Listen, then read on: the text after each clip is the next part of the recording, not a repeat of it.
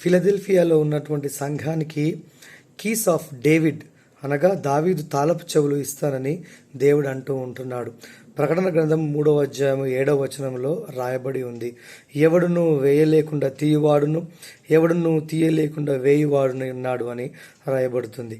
ఏమిటి అసలు ఈ కీస్ ఆఫ్ డేవిడ్ అని మనం ఒకసారి పాత నిబంధనను జ్ఞాపకం చేసుకున్నట్లయితే అక్కడ యెషయా గ్రంథము 22వ అధ్యాయము 22వ వచనంలో కూడా ఈ మాటలు రిపీట్ చేయబడ్డాయి.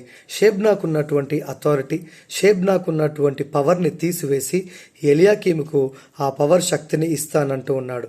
ప్రత్యేకముగా యేసుక్రీస్తుకు ఫోర్ షాడోగా, ముందు చూపుగా ఎలియాకీమును మనం గుర్తించవచ్చు. యేసు ప్రభువుకు కూడా పరలోకపు ద్వారపు తాళపు చెవులు అనేటటువంటి అధికారం ఇవ్వబడింది. ఆయన యందు ఎవరైతే విశ్వాసం ఉంచుతారో వారికి పరలోక రాజ్యము, ఎవరైతే ఆయనను తిరస్కరిస్తారో వారికి పరలోక రాజ్యంలో హక్కు ఉండదని దీని అర్థము.